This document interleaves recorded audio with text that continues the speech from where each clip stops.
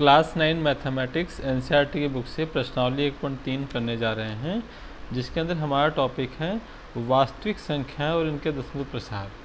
हमने पहले पढ़ा हुआ है कि परिमित संख्या और अपरिमित संख्या, पर वहाँ पे अलग तरीके से हमने अंतर किया था। पर अब हम दशमलव प्रसार के अनुसार परिमित और अपरिमित संख्याओं में क्या करेंगे, फ़र्क का मालूम करेंगे। तो हम जानेंगे कि पहले वास्तविक संख्याओं को दशमलव प्रसार में कैसे व्यक्त किया जाता है। ठीक है, तो पहले जानते हैं दशमलव प्रसार। दशमलव प्रसार का मतलब है कि हमें वास्तविक संख्या दी हुई है, उसे हमें दशमलव रूप में लिखना है। तो दशमलव प्रसार जो हमें पढ़ना है वो दशमलव प्रसार यहाँ पे हमारे पास दो प्रकार के होंगे।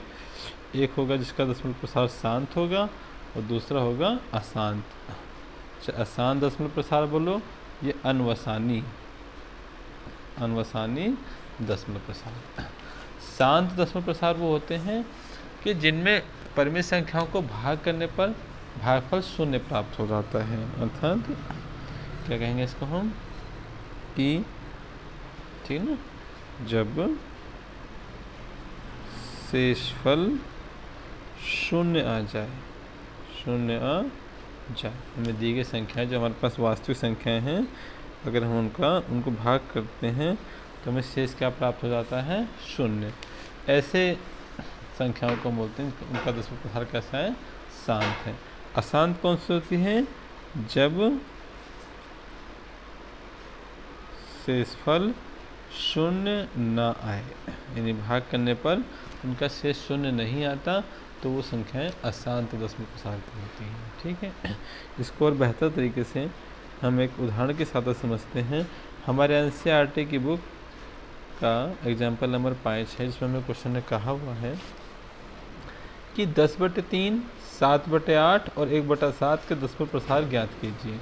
तो हमें इनके दशमलव प्रसार निकालने हैं और बताना है कि वो शांत है या अशांत है। तो क्या क्या संख्या हमारे पास है, 10/3 और 7/8 और आखिरी हमारे पास है 1/7 के दशमलव प्रसार लिखिए। इनको हमें दशमलव रूप में लिखना है। ठीक है, तो पहले इसका पहला भाग करते हैं 10/3। तो देखिए 10/3 कैसे दशमलव रूप में लेके आएंगे। वैसे परिमित संख्या है तो ये p और ये क्या है, q, हमेशा ऊपर वाले नंबर को नीचे वाले नंबर से भाग किया जाता है। तो हमें 10 को रखना है अंदर, उसको 3 से भाग करना है। अब 3 के पहाड़ में तो 10 नहीं मिलता, तो 10 से कम क्या मिलता है, 9। 3 बार में, तो 3 बार में लिखोगे 9। फिर 10 में से 9 घटाओगे तो कितना बचेगा, 1। और ऊपर कोई अंक तो है नहीं इसको हम उतार सकें। अब ठीक है, तो यहाँ लगाएंगे हम दशमलव। जब दशमलव लगाते हैं तो 1 0 हमें प्राप्त होता है, हम लिख सकते हैं। फिर हमें 10 मिला, फिर हमने 3 किया, इससे कम क्या मिला हमको, 9। 3 बार में कितना बचा, 1। अब क्योंकि दशमलव लग चुका है इसलिए 0 उतरती रहेगी। फिर 3 तिया 9। तो हम क्या देख रहे हैं, बार बार हमें 1 मिल रहा है और शेष 0 नहीं आ रहा है। इसका मतलब ये हुआ कि इसका दशमलव प्रसार कैसा है, अशांत है। यानी 3 दशमलव रूप क्या मिला हमको, 3.33333। 3 क्या होता रहेगा, बार बार आता जा रहा है। अच्छा, इसको इस तरीके से लिखो, ये इसको आप ऐसे ही लिख सकते हैं, 3.3 लेके उसके ऊपर क्या लगा दो, बार। बार के साइन का मतलब ये हुआ कि बार किसके ऊपर लगा हुआ है, 3 के ऊपर, यानी जो 3 है वो बार बार आता जा रहा है। ठीक है, तो इसका दशमलव रूप हो गया। तो प्रकार में उसको हमने क्या बताया, इसका दशमलव प्रसार कैसा है, अशांत है।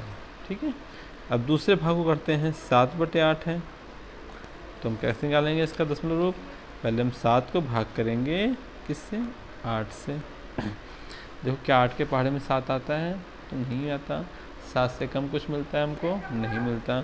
तो हम पहले ही दशमलव लगा लेंगे और यहाँ पे क्या प्राप्त करेंगे, 0। अब ये हो गया 70।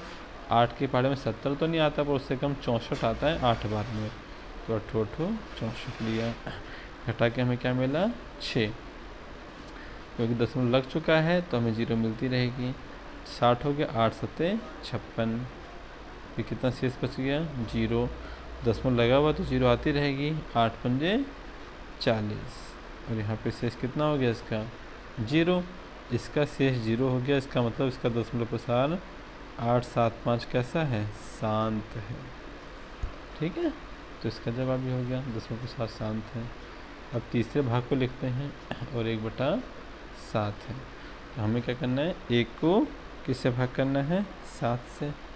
देखो क्या 7 के पहाड़े में 1 मिलता है हमको, तो 1 नहीं मिलता, तो लगाओ दशमलव और यहाँ क्या मिलेगी 0। 7 एकम 7, 3 बचा, दशमलव लग चुका है तो 0 आएगी 1, फिर 7 चौक 28 आएगा, इससे कम कितना बचेगा 2, फिर 0 आएगी, 7 दूनी 14, कितना बचेगा 6, फिर 0 आएगी, 7 8 56, कितना मिला हमको 4, फिर 0 उतरेगी, 7 पंजे 35, कितना मिलता है हमको 5, फिर 0 आएगी, 7 के पहाड़े में 7 बार में कितना आएगा 49, और यहाँ कितना बच गया 1। अब ये 1 वही है जहाँ से हमने काम शुरू किया था, यानी हम भाग करते हुए चले गए तो वापस हमें वही 1 मिल गया जहाँ से शुरू किया था, यानी बीच में कहीं शेष 0 तो नहीं आया, और वापस से 1 आने का मतलब है कि अब यही नंबर फिर से आना शुरू हो जाएंगे। इसका अर्थ ये हुआ कि इसका दशमलव शांत नहीं है और यही नंबर अब बार बार आते रहेंगे। तो हम लिखेंगे दशमलव रूप 0.1428557, वो पूरे के ऊपर बार लगा देंगे और बताएंगे दशमलव प्रसार कैसा है, इसका अशांत है। ठीक है, तो शांत अशांत में फर्क करना आ गया। इस तरह से हमें शांत अशांत को मालूम करना है। ठीक है, अब हम अपनी एक्सरसाइज को शुरू करते हैं, जो कि है 1.3 का पहला क्वेश्चन। ठीक है, तो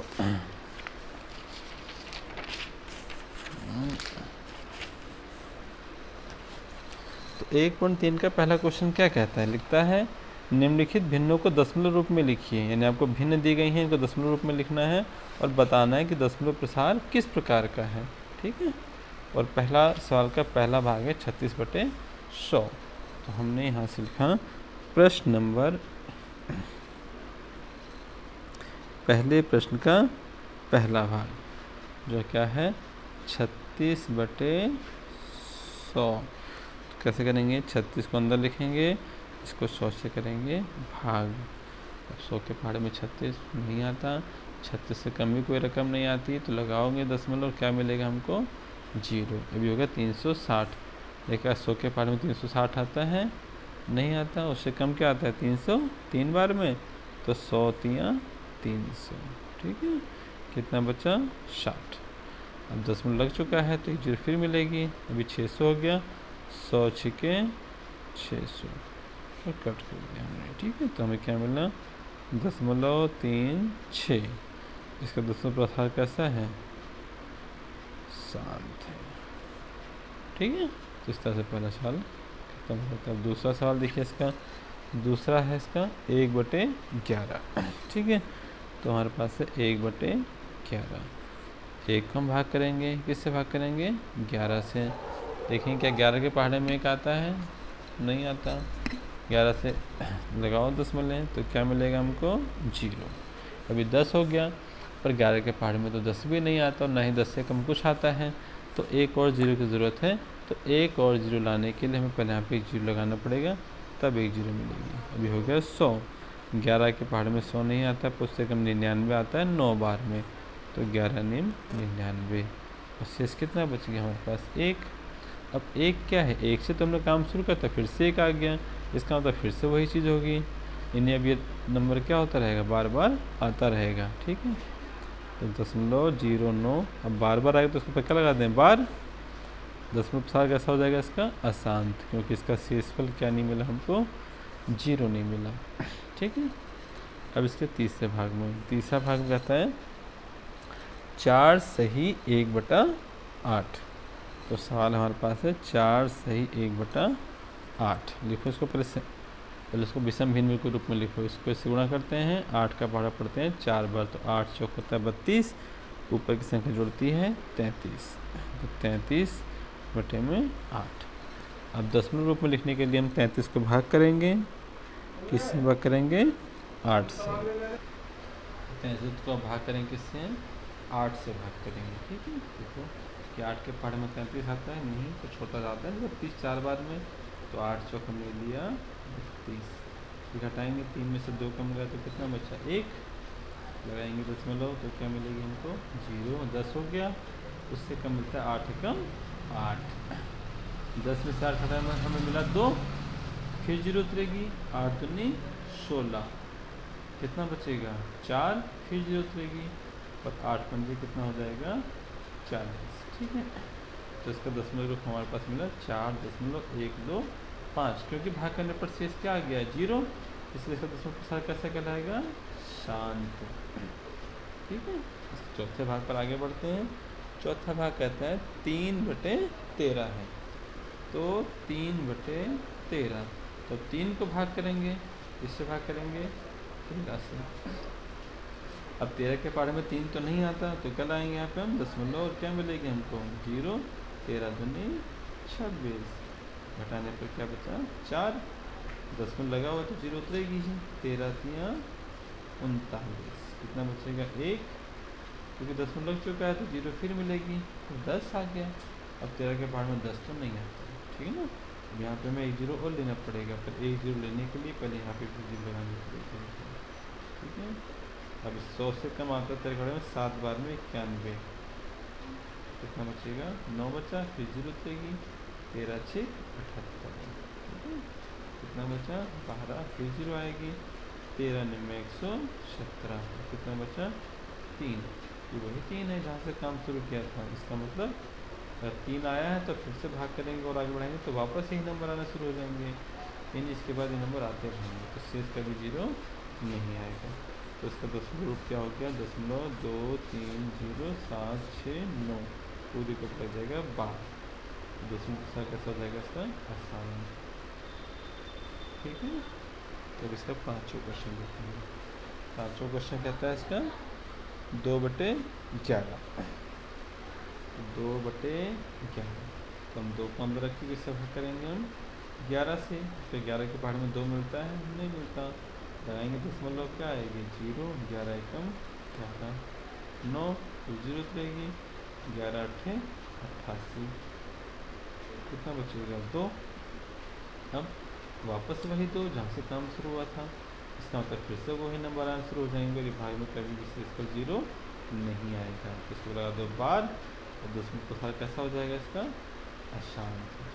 ठीक है, इसके छठे भाग में, छठा भाग कहता है 329/400। ठीक है, हम छठे भाग को लिखते हैं 329/400। ठीक है, और 329 को हम भाग करेंगे किससे 400 से, देखेंगे कि 400 के पहाड़ में 329 आता है तो नहीं आता, और उससे कम आता है कम भी नहीं आता, तो लगाएंगे दशमलव, यहाँ पे उतरेगी 0।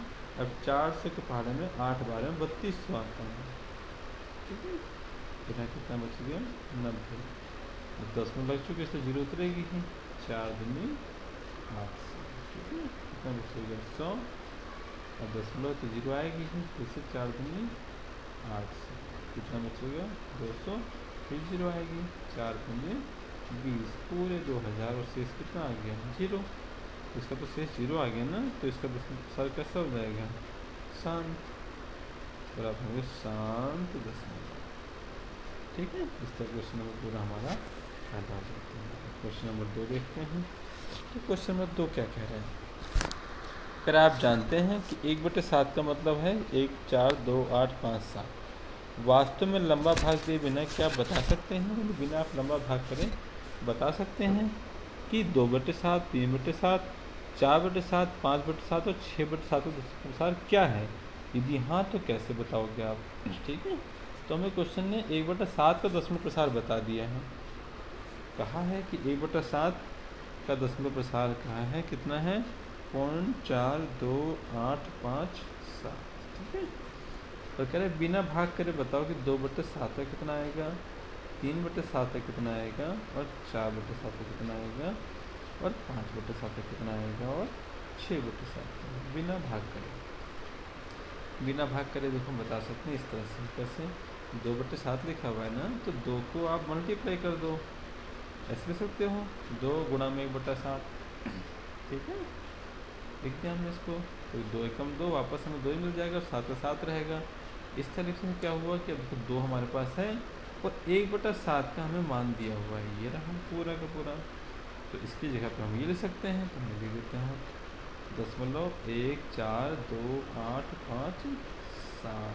ठीक है, और इसको कर दो 2 से गुणा, गुणा नहीं करके दिखाओ मैं यहाँ पे, उसी तो ठीक है, नॉर्मल गुणा करते हैं कैसे करना है हमको। 2 सत्ते 14 से लगा 1, 2 पंजे 10 और 1 11 का 1 से लगा 1, 2 अट्ठे 16 और 1 17 से लगा 1, 2 दूनी 4 और 1 5, 2 चौक 8, 2 कम 2, क्या आया 2 8 8 7 1 4। ठीक है, ऐसे ही अगर हमें 3 गुणा में 1/7 कर सकते हैं, 3 गुणा 1/7 के स्थान पे ये रहा मान इसका दिया हुआ है 1 4 2 8 5 7। ठीक है, गुणा करो उसको 3 से, गुणा इसी तरह करनी है, आप उससे भी कर सकते हो। 3 7 21 हंस लगा 2, 3 5 15 और 2 17 हंस लगा 1, 3 का 8 24 वो 1 25 हंस लगा 2, 3 दूनी 6 2 8, 3 चौक 12 हंस लगा 1, 3 दूनी 1 4। ठीक है, ऐसे 4 4 लिखेंगे, 1/7 का मान फिर हम वही रख देंगे 0.1428 5 7। अब 4 गुणा कर दो इससे, 4 7 28 ऐसे लगा 2, 4 5 20 और 2 22 ऐसे लगा 2, 4 8 32 और 2 34, 3 4 दूनी 8 और 3 11 ऐसे लगा 1, 4 4 16 17 ऐसे लगा 1, 4 9 4 और 1 5। तो वे गुणा चेक कर लो, 4 7 28 2, 4 5 20 और 2 4 8 3, 4 2 8 3 11, 4 2 17 लगा 1। ठीक है, बिल्कुल सही है। ऐसे 5 को हम 5 गुणा 1/7 कर सकते हैं, और 5 गुणा 1/7 का मान हमें दिया हुआ है 1 4 2 8 5 7। ठीक है, गुणा कर लो, 5 7 35 यहाँ से लगा 3, 5 25 वो 3 28 यहाँ से लगा 2, 5 पे 40 और 2 42, 4 5 2 10 और 4 14 से लगा 1, 5 चौक 20 और 1 21, 2 5 में 5 और 2 7। ठीक है, ऐसे 6 का हम सकते हैं कैसे, 6 गुणा 1/7, 6 गुणा 1/7 का मान हमें दिया हुआ क्वेश्चन में, ये रहा 1 4 2 8 5 7। इसको 6 से गुणा कर लो, 6 7 42 ऐसे लगा 4, 6 5 30 और 4 34, 3 6 48 3 51 5, 6 दूनी 12 और 5 17 से लगा 1, 24 और 1 25, 2 6 और 2 8। ठीक है, गुणा चेक कर लेना, मैं कुछ ऐसा आंसर तो नहीं चेक कर रहा हूँ। ठीक है, पर इस तरह करेंगे। मैंने भाग करने से मना किया था, अगर हम 5 को 7 से भाग करते हैं, आप करके देख सकते हो, तो हमारा आंसर यही मिलता है। ठीक है, इस तरह से एक्सरसाइज पहले 2 क्वेश्चन